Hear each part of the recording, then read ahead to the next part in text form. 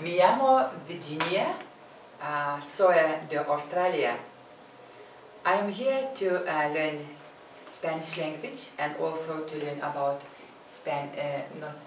Mexican culture and history.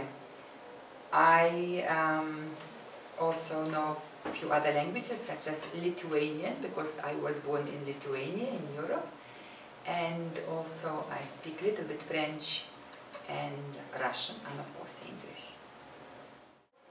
Hello, my name's Tony Mackittrick. I'm an Australian and I'm here to soak up some Mexican language and culture. I'm also here to attend a conference, but that's in another part of Mexico. What has been your experience so far in the Spanish program for foreigners? We arrived to Mexico City just 4 days ago, and today's our 4th day of the course.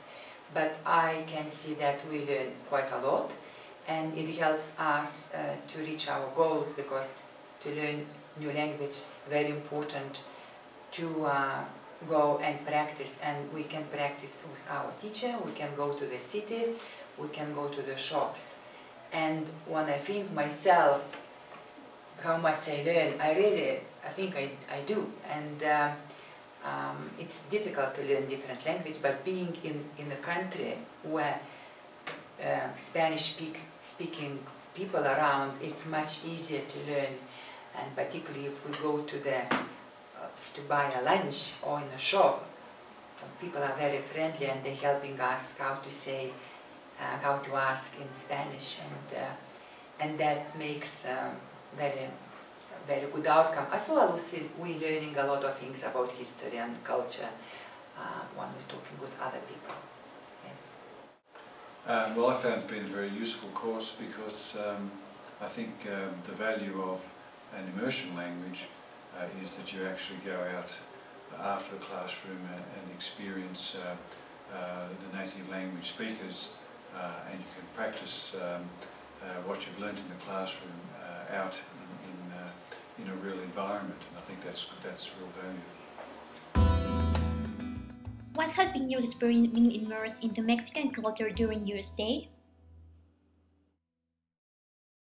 It is my first time in Mexico City, and I found it's quite different from Europe or from Australia. It's first of all, there are so many people here and a lot of noise, and especially when we're traveling by metro or subway, it's really noisy in the trains, but we're getting used to. And also on the streets, yesterday I was amazed to see how many people were crossing the road in the evening. So it's hundreds, not dozens. First time in my life saw so many people crossing the road right in the city. But other thing, it's a most wonderful thing to see the beauty of the city, such as we went and visited cathedral, and I saw many churches in Europe, but here churches are very different, and they are amazingly beautiful, and a lot of history and art inside of them. So we also saw a beautiful concert last night, folklore ballet, which was most beautiful thing to watch and enjoy, and I kept the music probably half a night in my mind. So those features are very different from particularly Australia, because it's very vibrant here, very lot of noise, a lot of fun, and also, yeah, it's very relaxing, and people are very friendly. Yeah, but it's quite different from Australia in terms of busyness and probably noise. Yes, that's my view. Thank you. For me, I think the biggest shock was the population coming from a city of just on 4 million to a city of whatever size Mexico City is, 12 million or more. That was something of a culture shock. But nevertheless, Mexico City is a very beautiful city. I'm very interested in architecture, and I'm stunned by the beauty of the architecture in Mexico City, not just present day but architecture going back into the past. I think people are amazingly friendly here, and I find that is very comfortable when one practices one's broken Spanish. People are very happy to, they laugh with you, not at you, and that makes you feel very, very comfortable.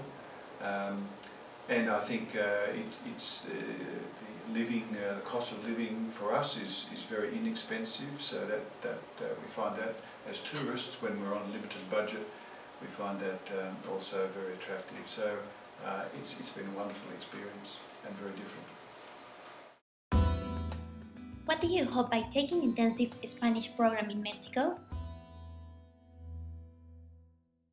We attending intensive course of Spanish language.